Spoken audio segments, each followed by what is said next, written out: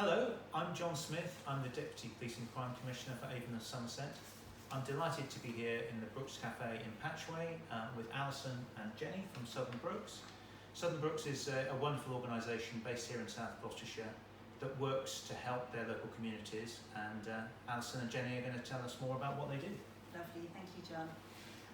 As John said, we work in South Gloucestershire. Southern Brooks is a community development charity. We work with people for a whole range of reasons and talking to them about a whole range of things that are important to them in their lives.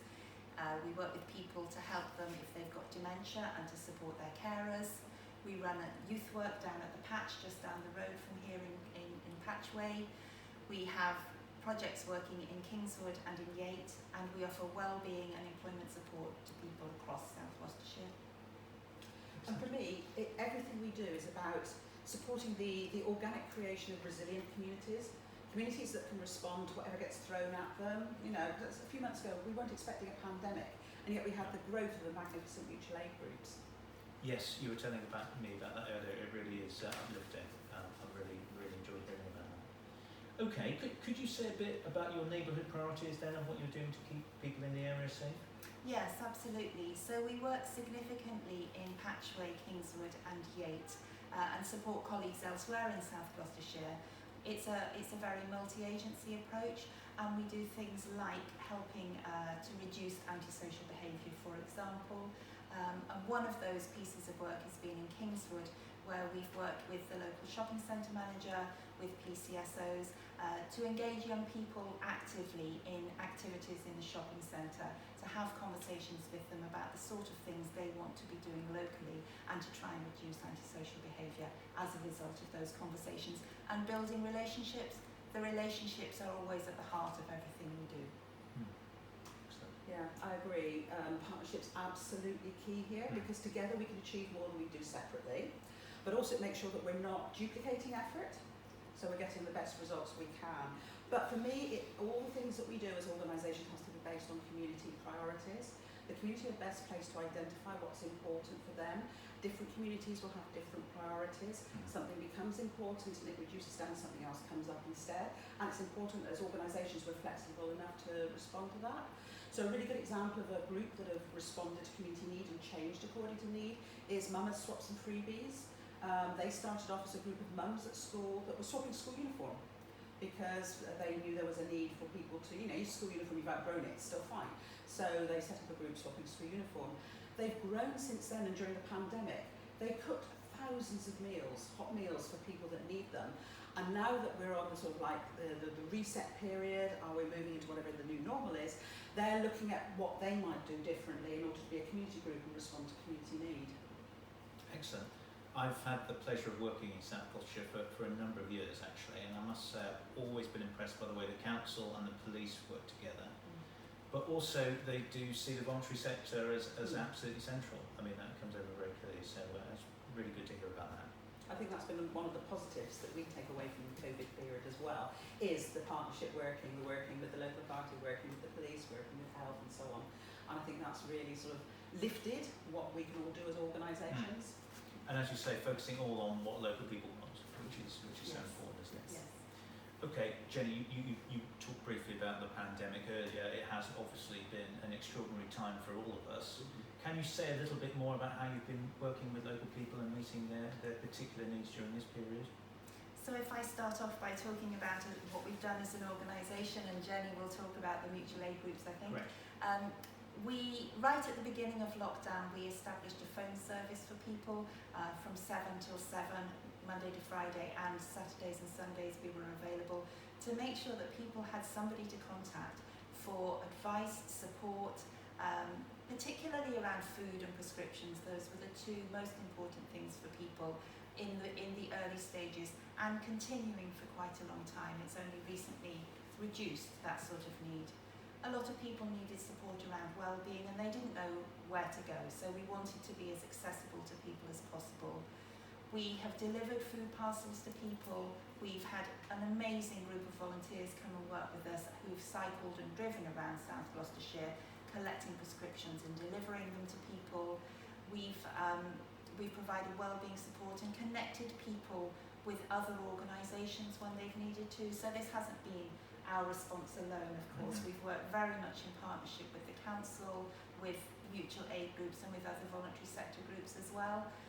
So ironically, even though it's been such a time of challenge for people, what we've seen are communities and organisations absolutely come together to support the people of South Gloucestershire in a really heartwarming way.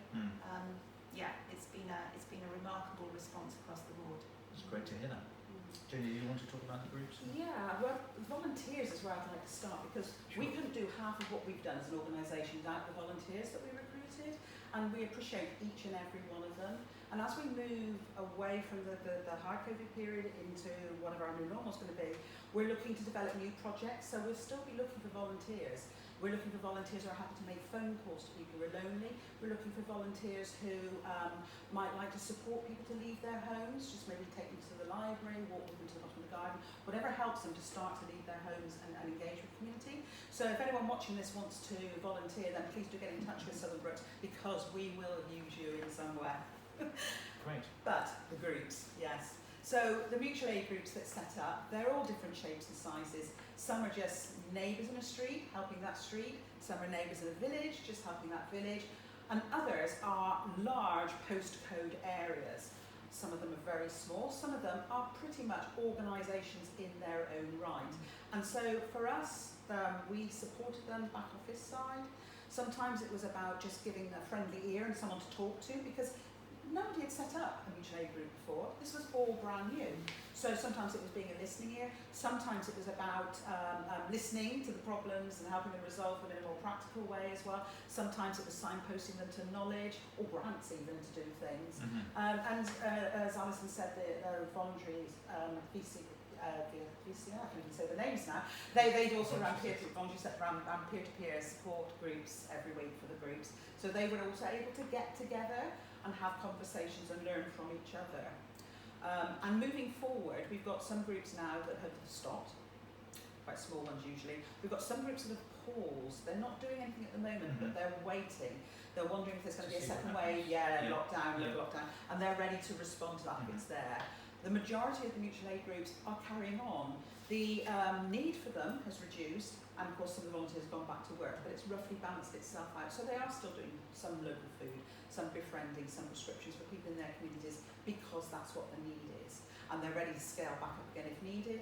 And then you've got the large groups that are not only just doing those things, but doing things like working on digital exclusion, holding events where people can contact them who are not access to IT and digital stuff, or doing furniture projects or clothing projects, all sorts of different things, because they're almost community groups in their own right now, looking at what is the need in the community and how do I need to shape myself to do that.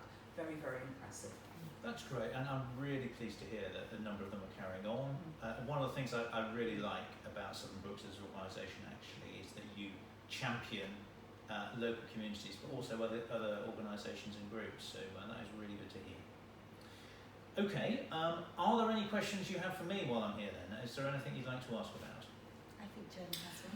I'd be interested to know how the Police Crime Commissioners can link into these community groups that are appearing. Is there any way in which you can support them or do anything for them? Yes, well, we're really keen to encourage local community groups and always have been. I have to say, with the particular challenges at the moment, Sue Mount Stevens, the Police and Crime Commissioner, has decided to reopen her Community Action Fund. So that is going to be available for community groups and individuals that are working to improve their communities. There's more details on our website, but it's open to exactly the sort of groups we're talking about. There is a bit of a pressing deadline coming up in that the first round of that will close at the end of July. However, fear not, there are other rounds coming up in September and November, but as I say, the details are on our website and we're going to share them with you, as you know, afterwards, so please do send that around. Brilliant, we'll share it with mutual aid groups and others, that's great, thank you very much. Thank you. Well, Alison and Jenny, it's been a real pleasure talking to you about all the work, amazing work that you do. We really are very grateful for the work that you and the groups you work with do in the community. That is the end of this session. I'm going to be doing various other sessions with local community groups as I tour the area.